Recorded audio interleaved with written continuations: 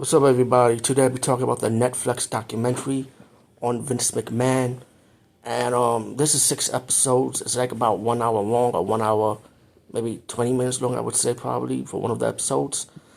And they broke it down real well. And, of course, there were definitely edits in it, of course, because they did add in the allegations of Vince McMahon in this documentary, especially when it's the ending part of it. When it comes to Janelle Grant and the sexual misconduct and trafficking, that was added in. Talk about at the beginning with the title, like this interview was shot before the allegation, like on the screen, so they even have that. And let me just say something. What I was shocked to see before, because I don't want to forget. I was shocked they talked about the competition of AEW that was mentioned.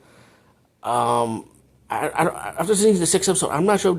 I don't think they talk about the COVID era of WWE, how they were able to improv to work around the COVID era with empty seats. So I'm not sure they talked about that because I probably maybe missed it.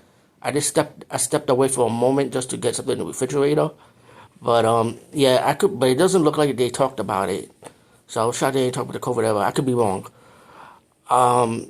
They mentioned actually Massaro. Yeah, she was mentioned in the documentary, but you could tell it wasn't part of the documentary because that's something Vince McMahon will not want, but they did mention it at the end of the episodes, at the last episode, I mean. So I'm glad they did mention it because she been through shit, though. She been through hell, that woman. You could just tell.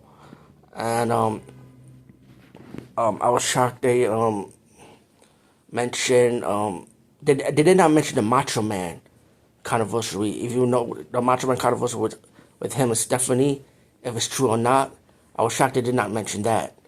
But anything else I missed, let me know in the comment below if you are listening to my blog or podcast. But besides the documentary itself, it was really good, really well put together. Especially the Vince McMahon part, of course, I'm talking about how he came up to be, which you heard before, but I feel like Netflix did a better job at it. The wrestling boom in the 80s and how WrestleMania 1 was so popular, why WrestleMania 2 sucks. Stephanie McMahon part of it was fantastic. Triple H was in the interview. The Rock was in the interview for a moment to be interviewed. Stone Cold, a little bit of the moment. A couple of parts from Undertaker, Bruce Pritchard, people behind the scenes of wrestling, especially with the reporters like Phil Muchek. I know I'm saying his last name wrong. But if you watch the end of the episodes of each of the 6 episodes, they'll tell you the aftermath, you know? So I thought that was pretty cool. This was really well done, you know, six parts. I doubt there'll be a season 2, even though it's a season 1. Because like I said, I like to hear them mention the COVID era. Eric Bischoff was also interviewed, which was fantastic. And my favorite part, and believe it or not, what I'm going to say, hate him or love him, Dave Meltzer was interviewed a lot in this documentary also. And I like his interview. I like him talking about it, the wrestling, what went on with Vince McMahon, the WWE. I like it. I like that Dave Meltzer's part. I know a lot of people are going to be surprised for me to say that, in my opinion, because I don't follow a crowd. I'm not Dave Meltzer a hater. You know, I never observed to his newsletter or nothing. Never did. But you know what? He is a wrestling fan and he's a historian, so give him credit when credit is due. Actually, I was surprised Jim Cornette wasn't interviewed for this documentary. That was a shocker. You know, because he was a big part of WWE, in my opinion, or slash WWF, excuse me. So he only getting some parts. But all in all, I mean, this documentary was fantastic, though.